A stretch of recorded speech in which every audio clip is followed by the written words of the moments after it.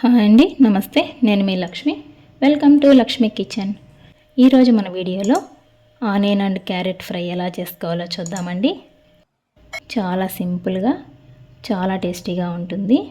మన ఛానల్ని first time చూస్తున్నట్లయితే ప్లీజ్ సబ్స్క్రైబ్ చేసుకోండి. వీడియోని స్కిప్ చేయకుండా ఎండ్ వరకు చూడండి. నెక్స్ట్ ప్రాసెస్లోకి వెళ్దామా. అందుకోసం ముందుగా స్టవ్ ఆన్ చేసుకొని కడాయి పెట్టుకోవాలండి. కడాయిలోకి 3 టేబుల్ స్పూన్ ఆయిల్ వేసుకోవాలి.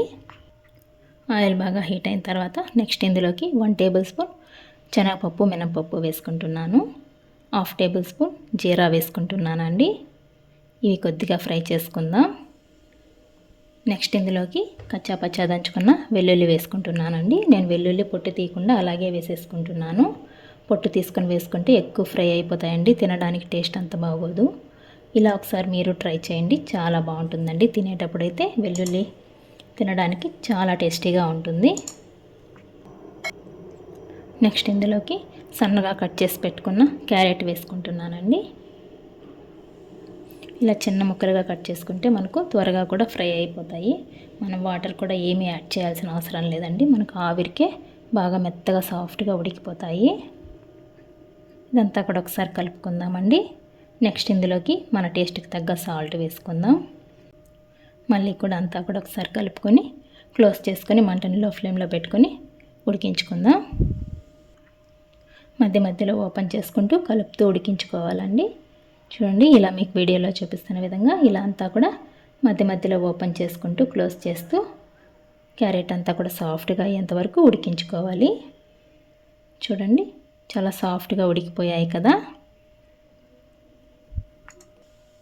ఇలా అంతా కూడా సాఫ్ట్గా ఉడికిపోయిన తర్వాత నెక్స్ట్ ఇందులోకి మీడియం సైజ్ ఆనియన్ ఒకటి సన్నగా కట్ చేసి వేసుకుంటున్నానండి. ఇలా మనం లాస్ట్లో పచ్చి ఆనియన్ వేయడం వల్ల తినేటప్పుడు టేస్ట్ చాలా బాగుంటుందండి. కరకరలాడుతూ ఆనియన్ అక్కడక్కడ తగులుతూ చాలా టేస్టీగా ఉంటుంది. నెక్స్ట్ ఇందులోకి 1/2 టేబుల్ స్పూన్ పసుపు, 1.5 table spoon red chilli powder, 1.5 table spoon పల్లీల పొడి వేసుకుంటున్నాను. సన్నగా కట్ చేసిన కొత్తిమీర కొద్దిగా వేసుకుంటున్నానండి. ఇవంతా కూడా క్యారెట్లో బాగా కలిసేలాగా అంతా కూడా కలుపుకుందాం.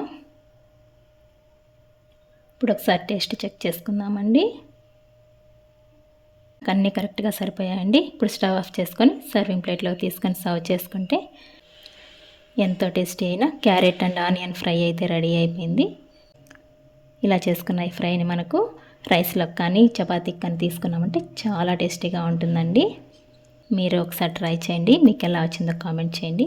నా వీడియోస్ కనుక మీకు నచ్చినట్లయితే ప్లీజ్ లైక్ చేయండి. మీ ఫ్రెండ్స్ అండ్ రిలేటివ్స్కి షేర్ చేయండి. మరిన్ని కొత్త వీడియోస్ కోసం మన ఛానల్ని సబ్స్క్రైబ్ చేసుకోండి. థ్యాంక్స్ ఫర్ వాచింగ్ అండి.